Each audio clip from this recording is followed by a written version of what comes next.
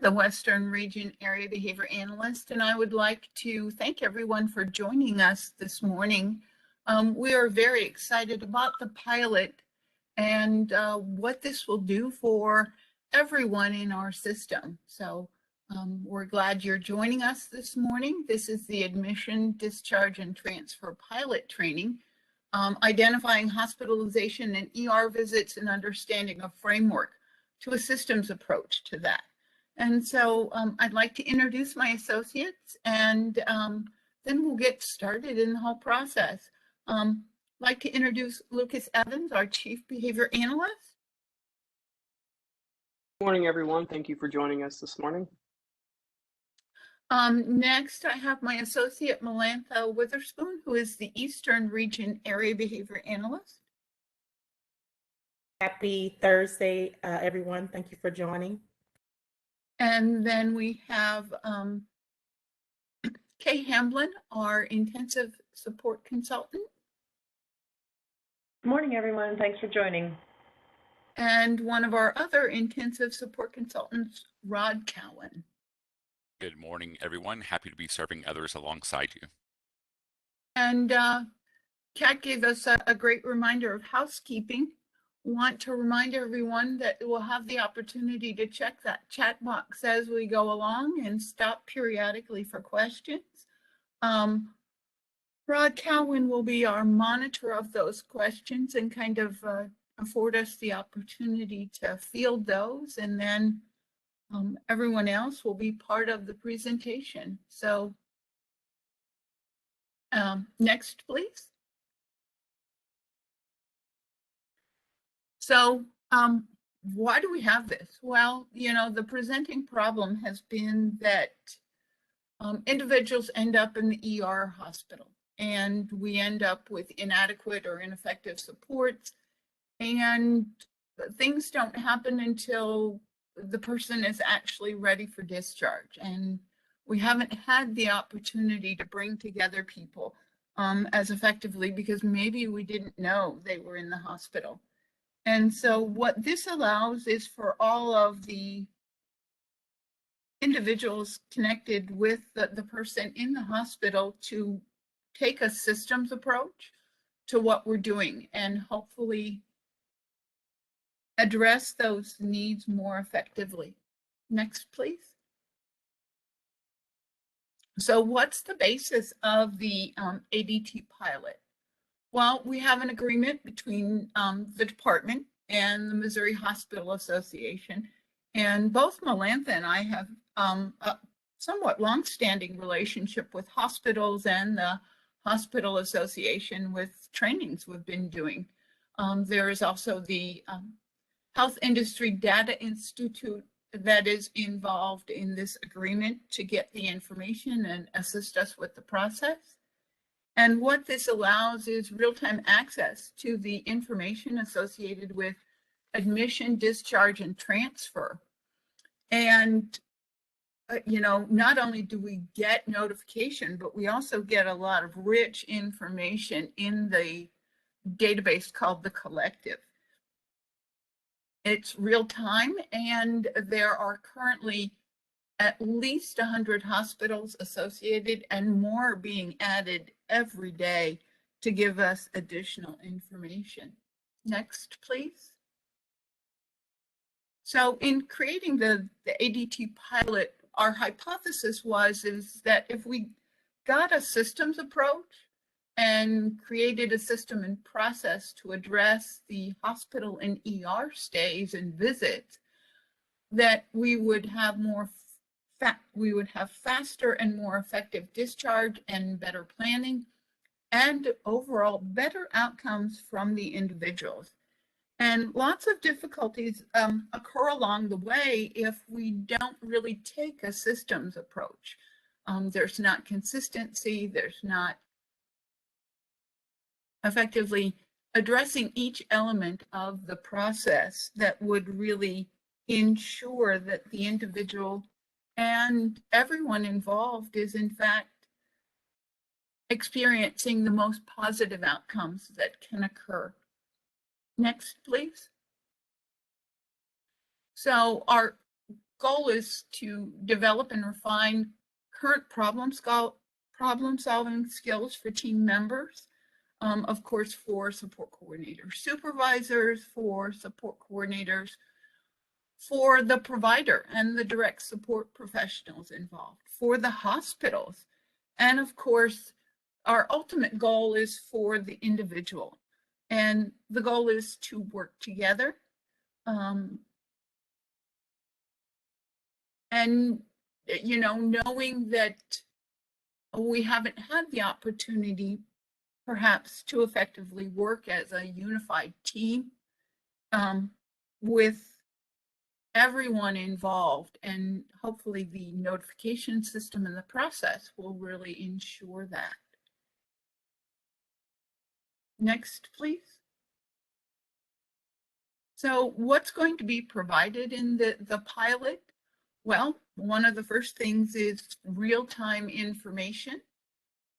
The next is a defined structure to the process of, well, how do I get through this? How do I navigate this? If you've ever navigated some challenges with individuals in the hospital, you will know that it's an ever-changing landscape sometimes to figure out, well, where do I start and what do I do and what's next? So hopefully with the pilot, we will be able to define a better structure for the process. In addition, we've created a user guide for discharge planning. We've taken a novel approach, so hopefully this will help you think outside the box to really address the needs of individuals and to address the process of discharge planning. And of course, the goal on admission is to work towards discharge and not to look at just addressing discharge at the end of the visit. So as soon as somebody gets there, we're on it. We're planning for discharge at admission, and hopefully we'll be able to ensure that we have more expeditious discharge in the process. Next, please. So let's take a look at identifying who the pilot population is for the ADT pilot. Well, we've looked at state support coordinators, and that's the extent of it at this point in time because it's easier access. We have a solid relationship with the state TCM entities. And so that's one of the elements that has identified the pilot. The other is indicating that those individuals who are accessing waiver dollars, and that's based on limits of the data sharing agreement. The other is that the limitation under the contract specifications was that we would have less than or equal to 1,500 individuals identified. The other was we tried to get a representative sample to the extent possible of what our population looks like. In addition to that, we looked at individuals both with medical risks and behavioral risks. And then we also looked at part of what we might consider the general residential population. Next, please. So this gives you an idea of the distribution of the identified pilot population. As you can see, we have individuals from the central region, from the Kansas City area, from Poplar Bluff, from Sikeston and St. Louis. And we tried to make a distribution of individuals with low, moderate, and high risk based on the population distribution within the population that we have. So many or some of you may know that we look at how the population is distributed by high risk,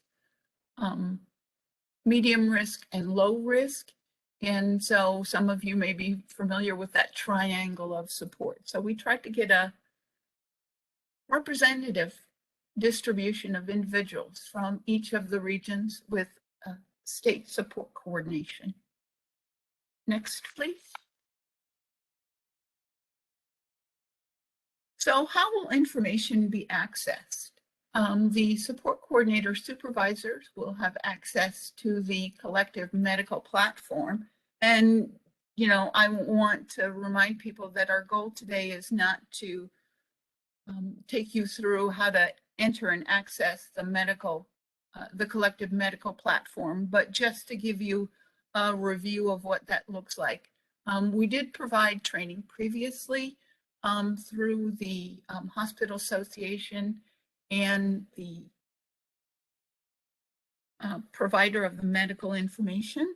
And some of you are just now getting access, or if you need a refresher, we're going to have another opportunity for that training to occur.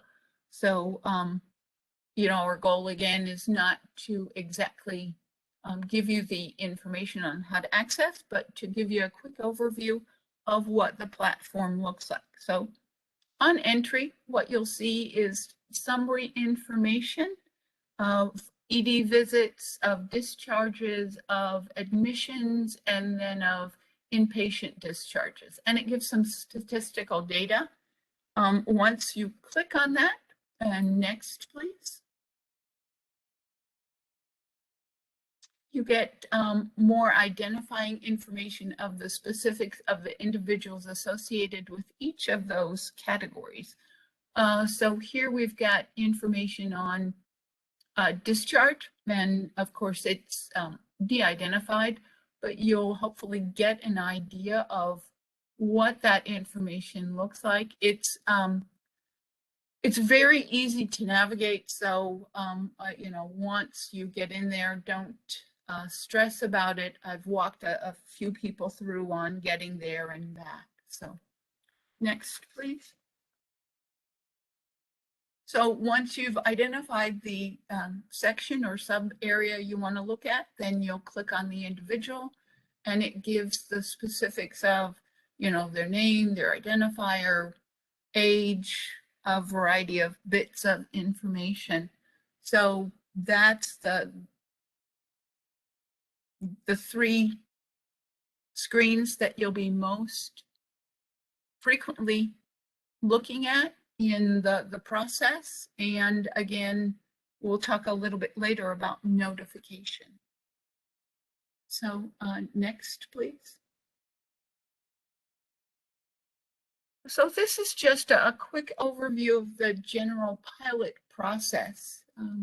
You know, we took the concept of best practice for planning along with the conceptual framework of the coaching process, or creating an internal coaching system. We know that what we're doing is pretty much a talking head presentation today, although you don't get to see my head. But, you know, I'm talking at you. There is some interchange with the questions that you'll be asking as we go along. But we know that just that is not sufficient. So what we've looked at is providing the support coordinator supervisors and the support coordinators structure under which to take a look at how they address discharge planning, and with the idea that we, as the behavior analysis team, will provide coaching to support coordinator supervisors, who will then provide that coaching to their support coordinators that they have oversight with. And also to include the QE in those areas of medical need. What we've also included is that if we, in the whole process, as you'll see, the sort of swim lanes and how this all flows out, pun intended too, that you know, we will have a regional office point of contact in case we can't really identify the associated support coordinator supervisor to offer coaching to. I think that's what is really important in the whole process, is that, you know, we as the behavior analysis team can't always be that go-to, our goal is to share our knowledge, skills, and ability with others and coach them in the process so that they can coach others. And it's a pyramidal approach to developing skills. Next, please. So I want to pause here. Rod, do we have any questions in the chat box there? We don't have any questions yet, Rita, but I think people are thinking so loud you can almost hear it. I So, know. The so possibly, silence, yeah, the silence is deafening. it is. So Um, possibly as we move on, there may be some more questions. Well, I'll defer to my associates. Do you have any information to add here? I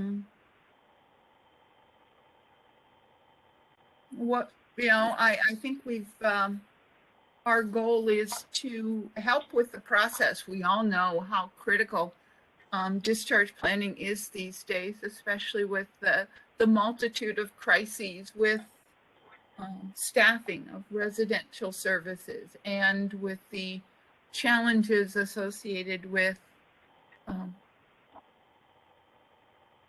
the terrain we're navigating as a society and as a system providing supports to individuals. So I do have one thing to add, just for, Sure. I'm sure folks are probably thinking this. So if you're out there sitting there thinking about this pilot and thinking about situations where it's not a lack of planning that's the problem, it's we don't have a place for the person to go that's the problem, then we acknowledge that that's something that this pilot can't fix. So there's a lot of reasons why people get stuck in the hospital or why people don't do well and end up in the hospital and don't do well when they come out of the hospital. This particular pilot is aimed at addressing some of those issues. So it's aimed at addressing, we didn't know about it and we didn't know what to do planning. And so we're hopeful that those two things can reduce some of the repeat visits to the hospital and also increase the likelihood that people are successful when they come back out. We do acknowledge that this does not make additional providers available when that's the need, or additional services available. And we understand that that is still a critical need for our entire state and actually the whole nation. So we are working on things outside of this pilot to try to address that. This pilot's not going to cover that, but we still think that having that real-time information immediately available to planning teams is really going to up the ability to do some solid planning. And also, as Rita said, ensure that there's support available to teams to do planning in complicated situations.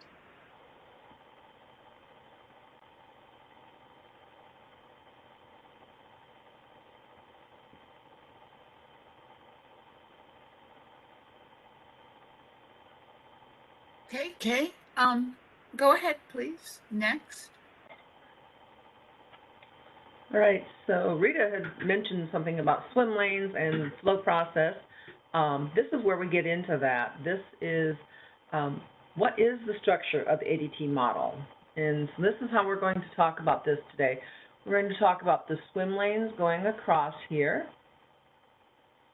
and the people associated with those lanes. So obviously it's the person who is in the waiver, the support coordinator supervisor, potentially an agency RN or an RN through the regional office, the behavior analysis team, or the BAT team as we're referred to, and QE. We may have a person from the QE team who is assisting in this systems approach of how to work with this and how to help the process to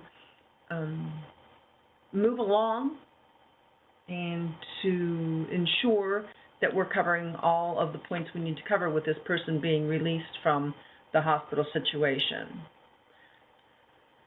The other part of this process is the flow process, how this is going to go. As you can see by the arrows and by the flow charts and by the flowing back and forth here, it looks pretty confusing. So what we'd like to do today is we'd like to break this down, and I'm going to do that in the next few slides here. We started out with step one. That individual enters either the emergency room or the hospital. Possibly you've had one or more individual that you work with that this has happened with. So kind of reflect upon that individual as we go through this and try to think about this process and think about how this may have bettered the situation for the individual. And if you haven't had a person in this situation, maybe think about your own experience, or if you've shared with one of your teammates an individual that this either frequently happens with or has happened with in the past. So again, the first thing is the person who is in the waiver is entering the system of the hospital. Okay, so the next step is the notification. Who's going to be notified? How are we going to be notified? What's going to happen here? So the system, the ADT system, will notify or will trigger a notification process. That's going to go to the support coordinator supervisor. It's going to be a real-time notification. Those notifications haven't been specifically set up at this time. However, some of you may have been asked already if you would prefer to receive an email or if you would prefer to receive a text when individuals on your support coordination team enter the hospital. We also look at, is this a medical admission, okay? Or is it a behavioral? We'll kind of get to that in a little bit here. The other individuals who are going to be notified is the behavioral analysis team receives daily notifications of these, and the QE team also. Sometimes this is done even through the EMT process as well as through this ADT process. There is going to be potentially dual notification sometimes. So the notification and that this is going to start your action planning right here. The minute they go in, you need to think about what is release going to look like? Where are they going? What supports are we going to provide? What is that going to look like for that individual and that team? The next step is there's additional notification and determination of behavioral or medical interventions needed. So the support coordinator supervisor gets their notification and they're going to notify that assigned support coordinator. And this is where the determination is going to be, as I mentioned in the previous slide, of whether this is a behavioral or medical admission. Now, let's think about this. Sometimes a behavioral trigger leads to a medical result. The individual swallows glass. The individual swallows nails. The individual swallows a battery. They take the spiral out of a notebook and they swallow it. So something that's a behavioral trigger, why they did that, what was going on in the situation, leads to a medical emergency, potentially a surgery, potentially a longer stay in the hospital. So these can be twofold, which there again, is not uncommon. And there again, that's why we have these teams in place to talk about that and to help you process through it.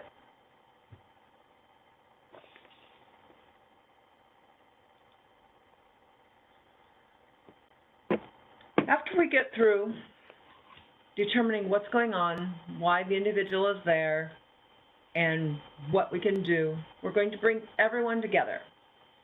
So the discharge planning begins with the entire team involved, okay? Starts out with that individual because they're the one that started our whole process back here. Starts out with their supports. Could be the support coordinator supervisor, RNs, behavior team, QE, their guardian, the provider agency, whether they have a day provider or if they have a residential provider. The other thing that we need to really focus on is that hospital team member, whether it's a social worker or a discharge planning person or whoever that person is at the hospital. we really need to focus on working with them, working together so we can see this process work through to the end. The end result, of course, would be the individual returning to their home or to the residential provider.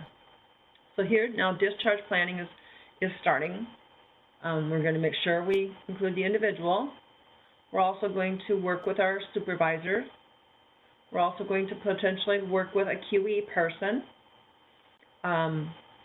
the agency RN, if there's a medical emergency here, maybe like I say a surgery or something like that. There's going to be some coaching if we need that for a behavioral admission. There's also going to be potentially QE involvement, because if this is a residential individual, then they would also talk to the agency RN, the provider, potentially frontline staff, giving instructions on how this will all flow out. But here again, we just want to really emphasize bringing together a whole team for the support of the individual.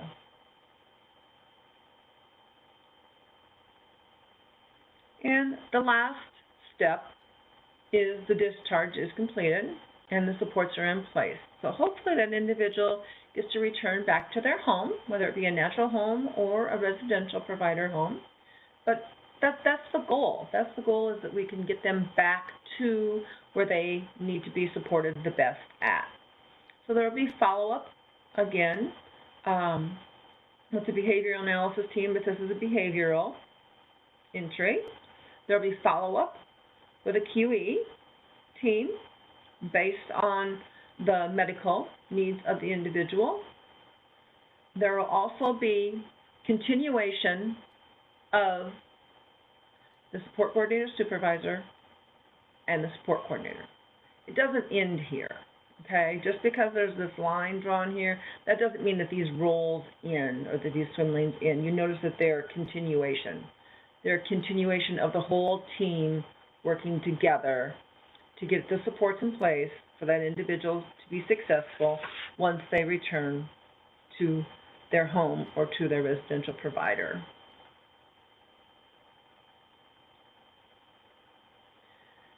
So as we think about this, that's a lot of information I realize I just gave to you.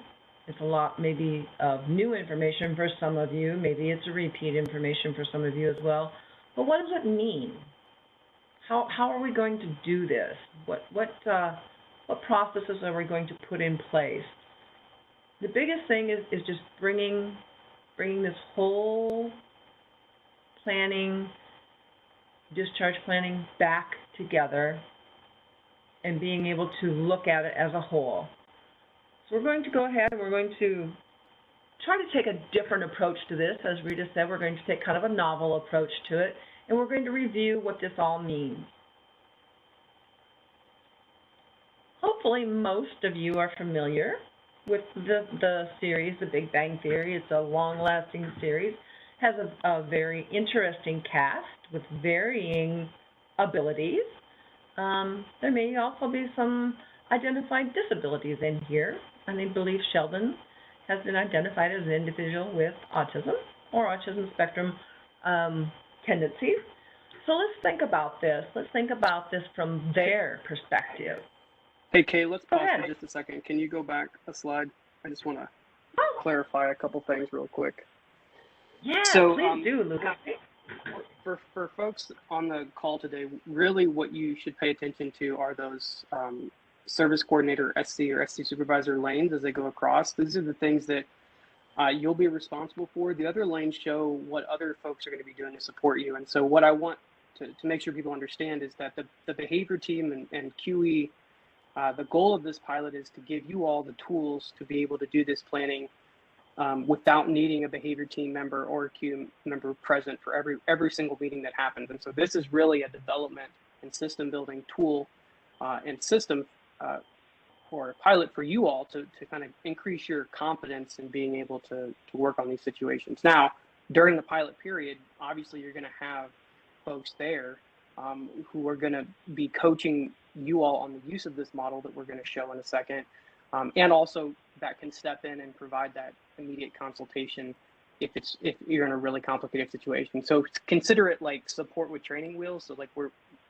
during the pilot period, when you have outside folks in the meeting with you, they're primarily there to coach you all to be able to do this on your own, but also to be able to step in if there's a really complicated situation that you just really need additional expertise. So whether it's the biggest thing is that for any reason somebody goes to the hospital or an ER, this process initiates. So it really doesn't matter whether the person is there for behavioral or medical reason. There still needs to be discharge planning because there's certainly considerations that have to be made when somebody goes to the hospital, and that doesn't really matter. So that whether it's behavioral or medical is really more about which team members are going to support you in your planning. If it's a medical issue, then obviously that's QE's clinical area, and so the QERNs and the clinical team on that side of the division is going to be assisting you as they, in a lot of cases, already are.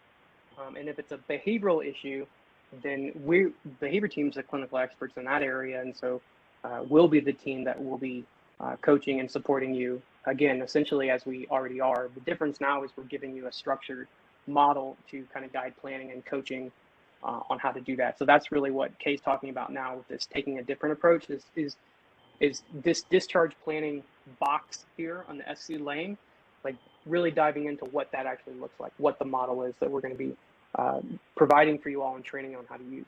So anyway, thanks, Kay. Thanks, Lucas. I appreciate that clarification. And yes, again, there we need to focus on, those frontline folks, which is you all. You know the individual the best, that's for sure. So again, just taking a look at the situation from an office perspective. So I kind of want you to sit back and do some thinking here.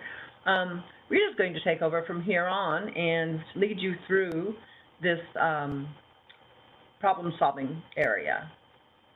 Ms. Rita? Great, thanks, Kay. I saw that there were a couple questions in the chat box there, and I wanted to reach out to Rod. I think I saw them and perhaps we did answer them, but also wanted to give clarity to or a reminder that this is a pilot and there are a limited number of individuals identified in the pilot in the population. And Kay, if you could go all the way back to the list of regional offices and the numbers real quick. There, excellent.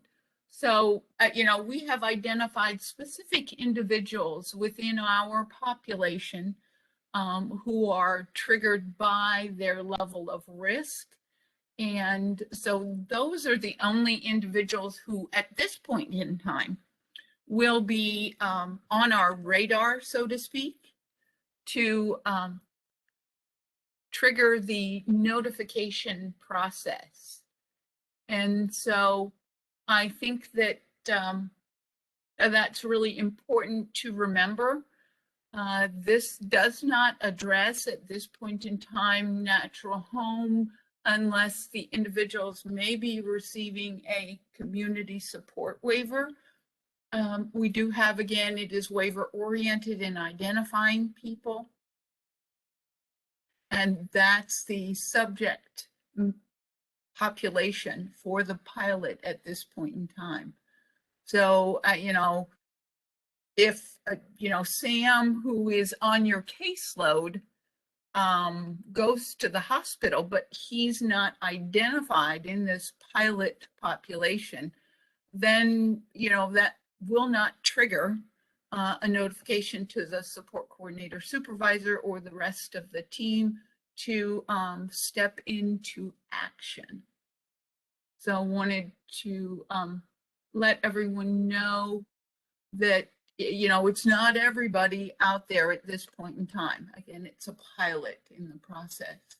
And I want to remind you of that and kind of give you another minute to take a look at the numbers there.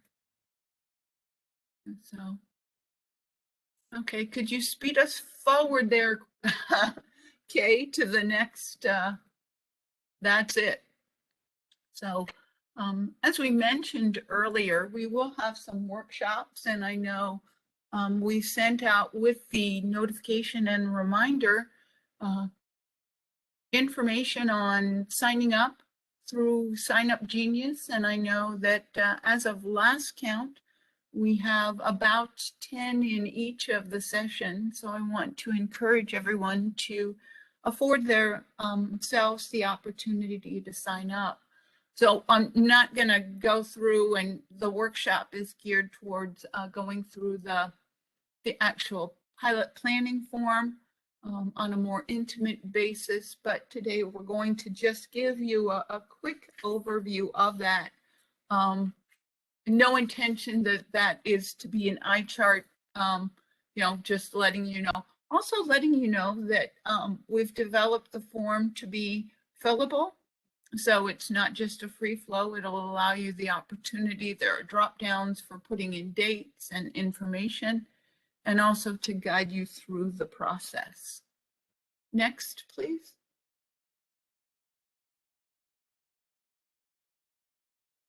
So, as Kay said, we're trying to take a novel approach to looking at identifying the problem.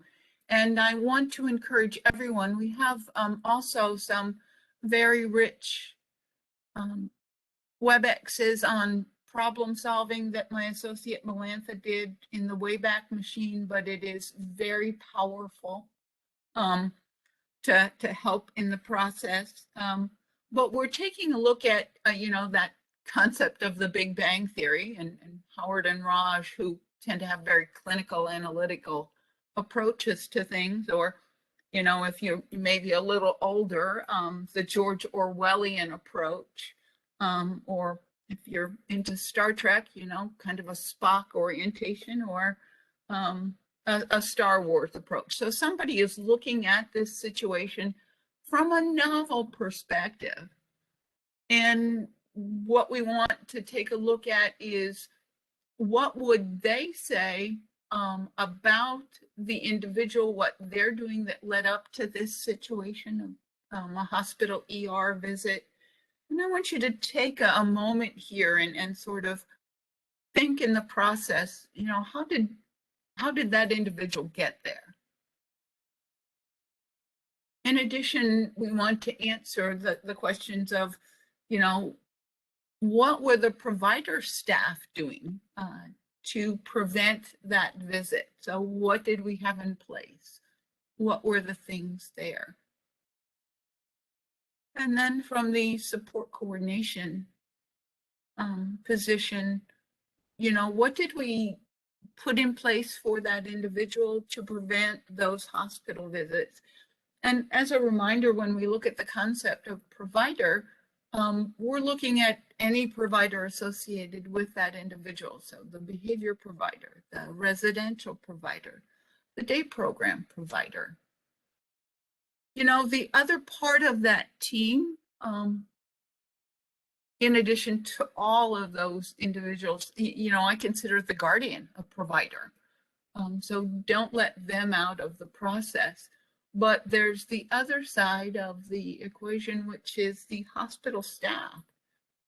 And, what would they say, or what would they tell Howard and Raj or whomever, what needs to happen to help that individual to be successful on discharge? So this initial process is identifying what the problem is. And, everyone says, well, the person got to the hospital. The person got to the hospital by way of, and fill in the blank, the skills that they may have needed, or, insufficient knowledge from staff. So it's not the individual. That's the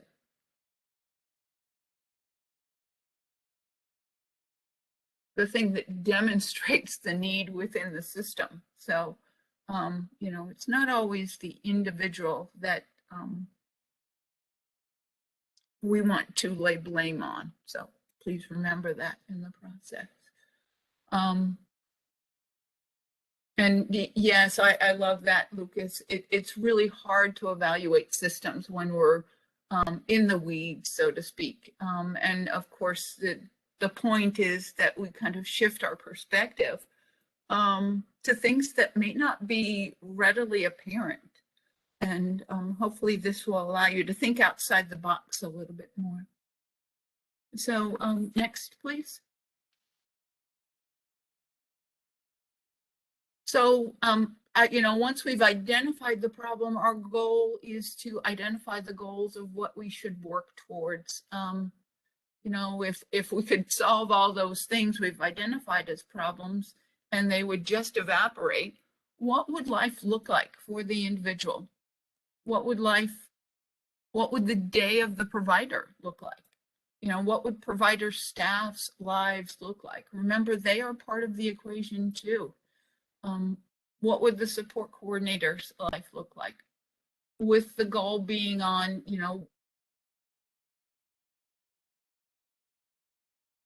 what the team is working towards. And again, our goal is not to place blame, but to come to some solutions and resolutions of, how do we get to the best life and for everyone? It's not just the individual. The individual is part of the equation, but the best life for everyone involved in their support.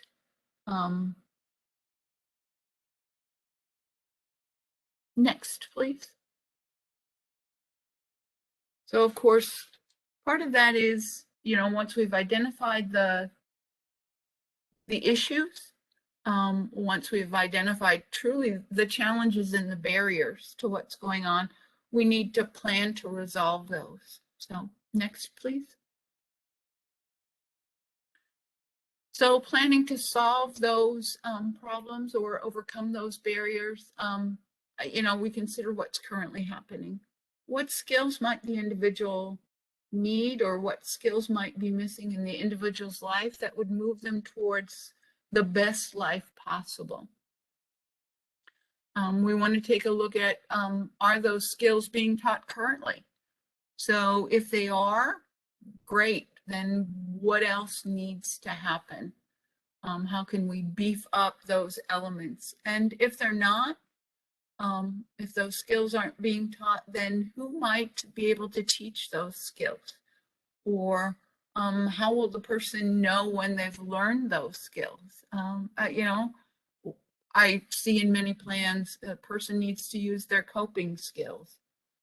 Okay, I think their best coping skill at the moment was what they could muster, and it wasn't a very positive outcome for everyone. So how do we change that paradigm for not only the individual, but for the staff and for the system around the supports for that individual? Next, please. So, again, taking that novel approach to looking at things from an outside perspective, trying to think outside the box. Does what Howard and Raj see the provider staff doing to prevent the visit match what the ISP is indicating? So, is there a safety crisis plan? What elements are in there? If it does match, what changes might be needed in the strategies, and who is responsible? But if it doesn't match, then what steps would we take to ensure that we have strategies or look at new strategies to be implemented? Would there be additional resources needed? And how can the team get those additional resources? Does the person need to access counseling? Does the person need behavior services? Does the person need additional skills? So I think we're looking at, what needs to happen to implement those. And if there's all those things are in that ISP, then, we need to take a look at, what do we need to help the staff be more successful in their implementation process and doing it with integrity. Next, please.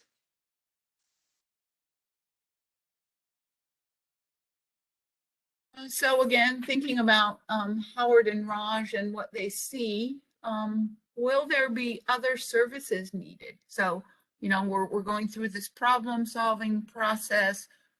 We've determined that, gosh, we do need other services. Maybe we need a speech and language evaluation.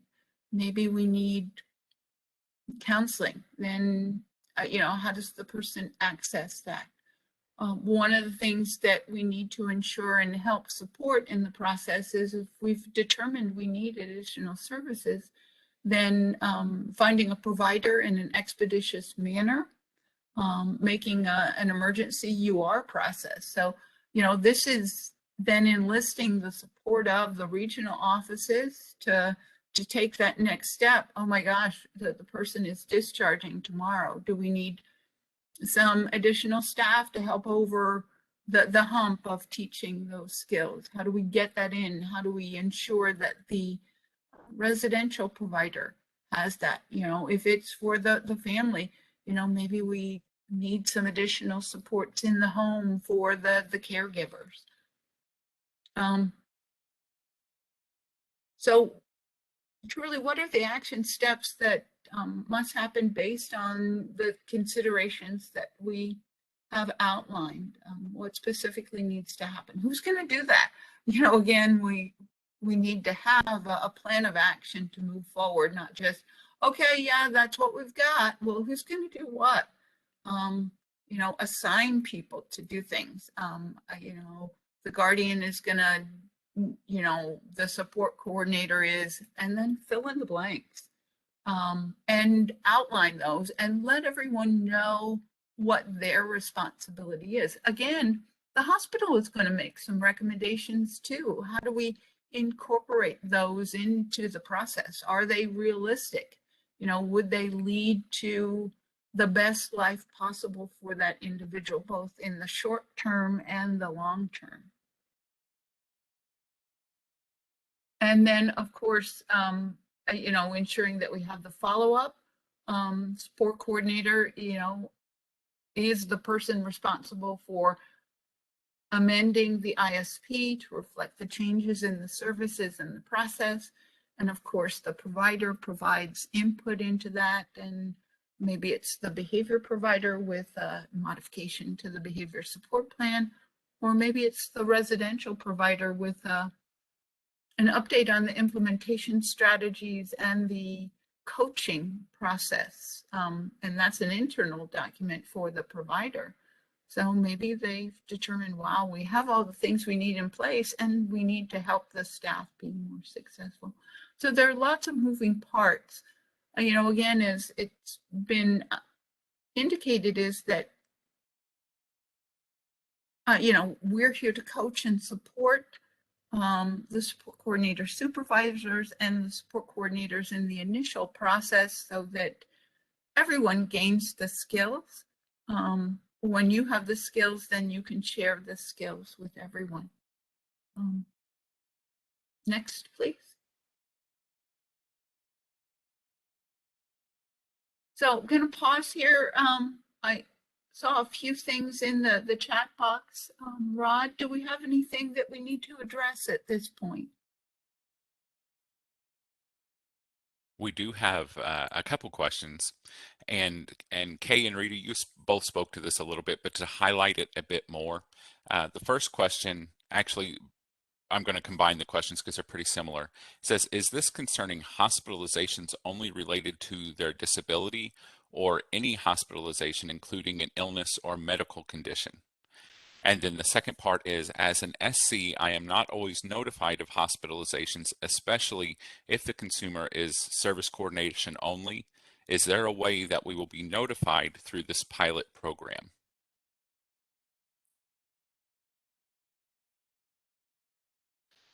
Okay, great questions. Again, you know, I'll answer the second question first. The pilot is only a limited number of individuals identified. It may not be natural home or support coordination only, so the probability of you getting notification through your support coordinator supervisor is probably not going to happen at this point. I know that this is a pilot. Again, you know, identifying that those are additional needs along the way. You know, I think that flows into the slide we're on here, but we only have a limited population that we're addressing in the pilot at this point. So still can't give you notification for support coordination only of an individual, but maybe we'll get there someday. And then the other was, is it for only related to their disability?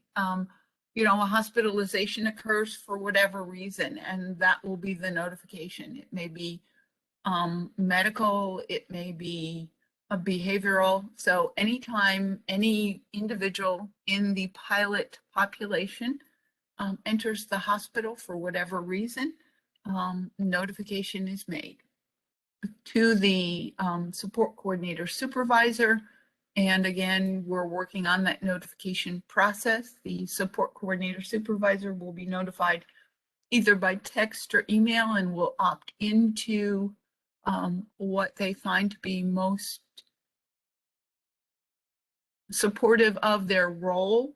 And we, as the behavior team, will also be notified. And we will be reaching out to the support coordinator supervisor, offering our assistance. You know, just because someone enters the hospital doesn't mean we're going to do those elements. What we're doing is we're offering the opportunity to support the support coordinator supervisors and the support coordinators in the process of discharge planning and creating a system to be able to effectively address the discharge planning needs of individuals in the hospital. So we'll reach out, we'll ask, would you like support? And you can opt in or opt out. Maybe you feel confident. Maybe this is, you know, once you go through the workshops, you can say, wow, this is really easy. I think I can do this by myself. And, you know, you may experience it, you may not. We don't know. It will depend on who is on your caseload, who is part of the pilot population. So if whoever answered that question, if you could chat to everyone if we have addressed that question, and I'll reach out to my associates if they have anything else to kind of expand upon the responses I gave, please do.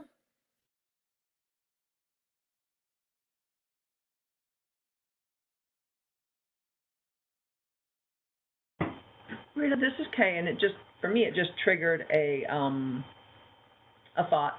So the SC will have the identified individuals on their caseload. They will know if it's Joe Smith and Sherry Rush and whatever. They will know the names of the individuals that have been identified. Is that correct?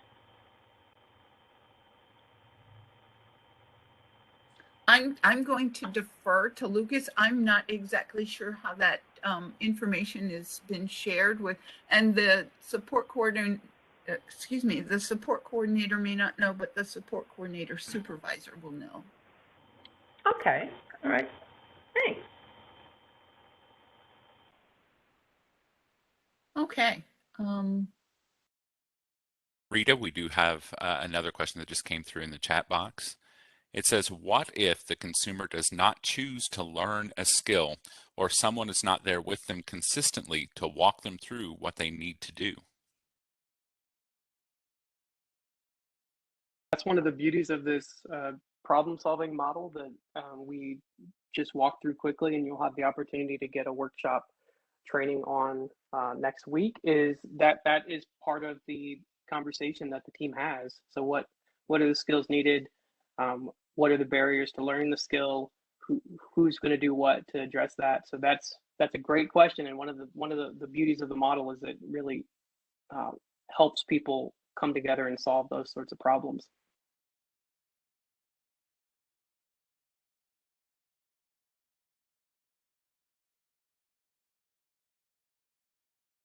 Okay, so want to give you an idea of, the length of the pilot. We're looking at a 6-month window for the pilot with the potential for expansion. Strong probability that it will be expanded and continued. Also, the communication expectation is that we will have some frequent town halls to get feedback on the process, hopefully every couple of weeks. Again, this is a very short fused pilot, and we want to get feedback on the form. We want to get feedback on the coaching. And for those of you who have participated in other pilots we've been associated with, we expect that there will be changes as we move along. We've done the hypothesis, we've got the base of what we need, and we want you to give that feedback for us in the process of what's going on. And, oh, you really should add this, or this is an important element in the form that needs to be added, or, oh, that's redundant information. So we expect that feedback. Next, please.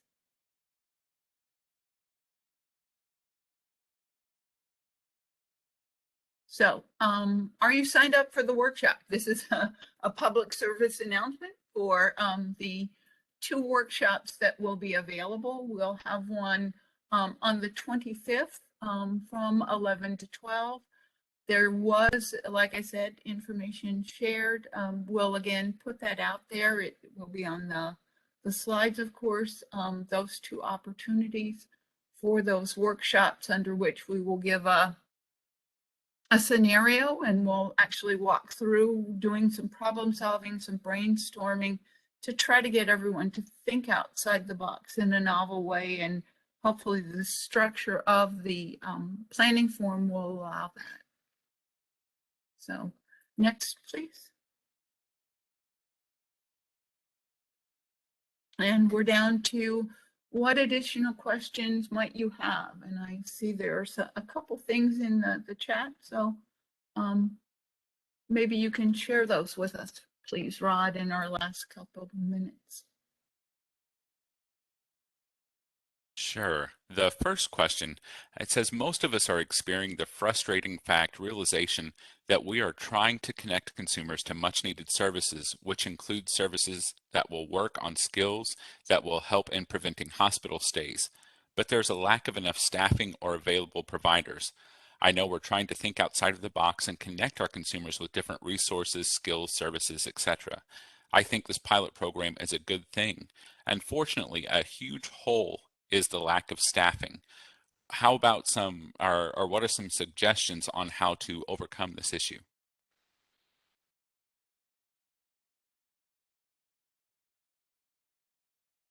Well, I think Lucas addressed that a little bit. That's kind of outside the scope of the current pilot.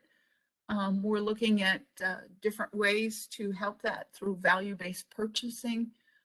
The unfortunate thing is that the solution to those crises of having enough staffing is not a short-term process. It's really a very long-term process, and we're seeing it across the board in hospitals, in nursing home facilities, and anyone who is providing care to other individuals, whether it's home health care services. So I'm sorry we don't have a short-term solution. We're working on other long-term solutions, and we all appreciate the frustration that everyone is experiencing. So one thing I would add to that, so I think Rita's response is a really good response. And then the other thing I would add is, as kind of a challenge for us all, really, in this crisis, is to kind of recognize the fact that there's never going to be enough direct care staffing. So the human service industry, which includes supporting people with IDD, folks that are getting older, really just lots of different areas, is growing at such a large rate that there's just never going to be enough. We can never hire enough people to staff and support in the way that we historically have done. And so one of the challenges for us as a state, for us as a system, for us as teams, is to trying to transform the way that we look at staff as a support. So one of the things that we've historically done is really lean on direct care staffing to be that support for a person. And where we're at right now, as the person who asked the question really did a great job highlighting, is that's just not there. And so we just don't have the luxury of being able to look for extra staffing to be our solution.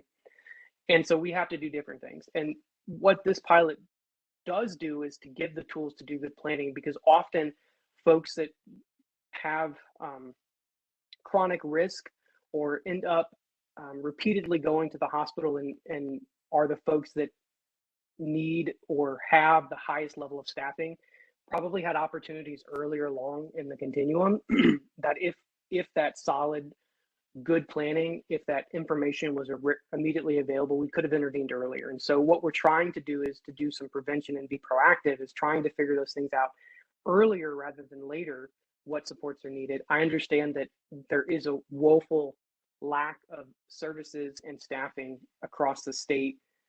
That is true. This pilot will have no impact on that, unfortunately. However, what it can do is help us identify those small wins that we overlooked. So, for example, if we already have solid strategies that are in place, but we're just not doing them in the way that we should, that should be a simple fix. And we don't need more staff to do that. We just need a way to monitor that teaching is occurring. If we have somebody who's in the hospital for a medical reason and what they really need are some modifications to their home to support their medical condition, then that's what we really need. We don't need extra staff to do those. So these are those problem-solving things about trying to identify what we can do with what we have, what we don't have that we need, and hopefully we can get those things. But that's kind of beyond the capacity for us to tackle right now, as Rita mentioned. But we do have, we spend a lot of time thinking about how do we address this over the long term, and value-based purchasing is one way. There's some other pretty exciting initiatives coming with trying to promote acquiring and retaining staff. And so those things are coming, but I also just want to keep beating this drum. I beat it wherever I go, that we just have to transform our relationship with the use of direct care staffing, because it's just never going to be enough people to staff in the way that we currently staff.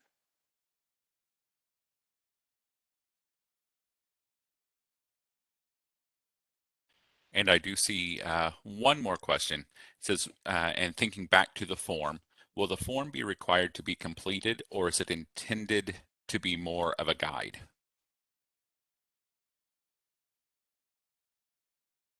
That's a good question. So for the purposes of the pilot and our ability to evaluate whether this is working or not, we really need it completed, because this is how we're going to determine if this was helpful or not. We need to be able to evaluate what kind of the problem solving that teams did. This is really creates a permanent product or a record of that problem solving. So for the purposes of the pilot, we really need it completed. Beyond the pilot, as we generalize this to the rest of the state, the tool is really just meant to be a guide. It's really just to structure the conversation. However, for the purposes of the pilot, we need that information. We need that permanent product of that problem solving. So we really need the form filled out. And then other contexts. So a version of this form is also being incorporated into Connection and will help meet the CSR requirement for comprehensive planning when people have met the reactive strategies threshold. So if you guys aren't familiar with that, go back to the behavior support CSR 9 CSR 45 3.090. There's a section in there about a reactive strategies threshold that when a person meets, there has to be a comprehensive planning done.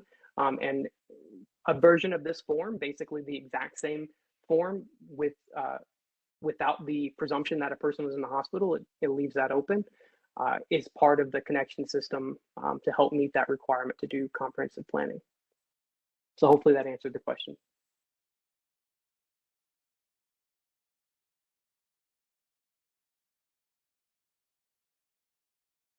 Okay, and I had previously mentioned a very rich problem-solving WebEx that my associate Melantha did, and I put that connection to the YouTube video in the chat box. It was gosh, I can't even remember when it was done, but it goes through problem solving for teams that might also be an additional resource. So I know we're over a little bit. Rod, did we have any other questions in the chat box?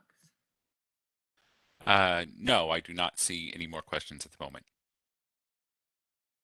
Okay, great. Thank you so much, everyone, for joining us this morning. We appreciate your time and appreciate your commitment to the pilot and to the opportunity to give us feedback as we advance the pilot. And please, any questions or issues, of course, we'll be having those two workshop WebExes next week on the 25th from 11 to 12. And then we have another one on the 1st of November from 9 to 10. Thanks very much, everyone.